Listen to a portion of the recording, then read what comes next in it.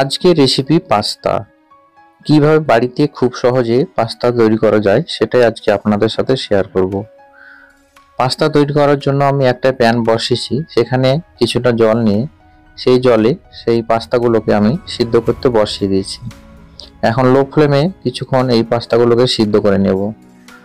দেখতে পাচ্ছেন আমার পাস্তাগুলো প্রায় সিদ্ধ হয়ে গেছে, ফুলে উঠেছে। কালার ফ্যাকাশে হয়ে গেলে, ট্রান্সপারেন্ট হয়ে গেলে বুঝতে পারবেন যে সিদ্ধ হয়ে গেছে। আমি চামচের সাহায্যে এটা দেখে নিলাম যে সিদ্ধ হয়ে গেছে। এখন এটাকে জল ঝরিয়ে প্লেন জলে ধুয়ে নিতে হবে, ঠান্ডা জলে। তাহলে এখানে পাস্তাগুলো ঝরঝরে হয়ে যাবে, গায়ে গায়ে লেগে যাবে না। এখন সেটা তৈরি করার জন্য একটা কড়াই বসিয়েছি। সেই কড়াইয়ে কিছুটা সরিষা তেল নিয়ে নিলাম। আপনারা চাইলে সাদা তেলও ব্যবহার করতে পারেন। এখন সেই তেলে কিছুটা পেঁয়াজ কুচি এবং দুটো লঙ্কা কুচি দিয়ে দিলাম। এখন এটাকে কিছুক্ষণ ফ্রাই করতে থাকবো।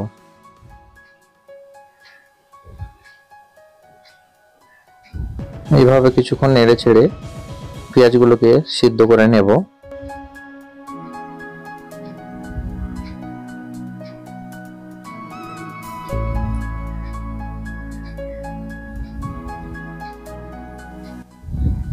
দেখতে পাচ্ছেন আমার পেঁয়াজগুলো অনেকটাই সিদ্ধ হয়ে গেছে।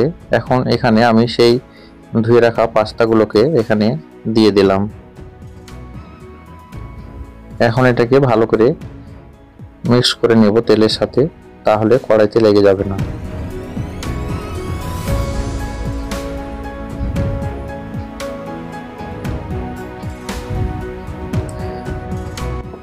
এবার এখানে আমি কিছুটা মশলা দিয়ে দিলাম। আমি এখানে ম্যাগি মশলাটা ব্যবহার করেছি। এটা আপনারা যে কোনো দোকানে কিনে পেয়ে যাবেন। আর কিছুটা এখানে আমি প্রথমেই লবণ দিয়ে দেব।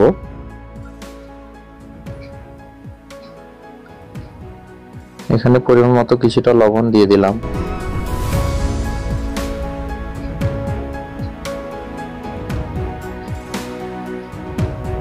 এইভাবে আপনারা নেড়ে চেড়ে কিছুক্ষণ ফ্রাই করে নেবেন। এবার সব শেষে আমি কিছুটা জিরে গুঁড়ো দিয়ে দিলাম। জিরে গুঁড়ো দিলে এই পাস্তার ফ্লেভারটা অনেকটা বেড়ে যায়। এখানে আমি সব শেষে একটা ডিম ভেঙে দিয়ে দিলাম। এখন এটাকে ভালো করে মিক্স করে নেব। আপনারা চাইলে ডিমটা আলাদাভাবে ফ্রাই করেও দিতে পারেন। ডিম দেওয়ার জন্য পরে থেকে আবার কিছুটা ম্যাগি মশলা ছড়িয়ে দিলাম। এইভাবে আমি কিছুক্ষণ ধরে নেড়ে চেড়ে এই পাস্তাটাকে ফ্রাই করে নেব। এখন অল্প ফ্লেমে এটাকে অল্প আঁচেই ধীরে ধীরে এভাবে কষিয়ে নেবেন।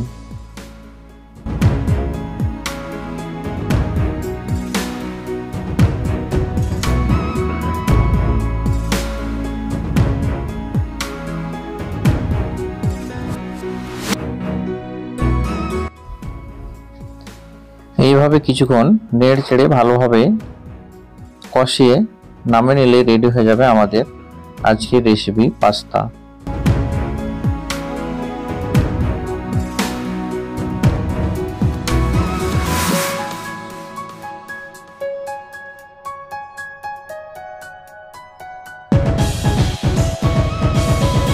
এইভাবে আপনারা খুব সহজেই সিম্পল ভাবে বাড়িতে পাস্তা খুব সহজেই তৈরি করতে পারেন। দেখতে পাচ্ছেন আমার পাস্তাটা কালারটাও অনেকটা সুন্দর এসছে।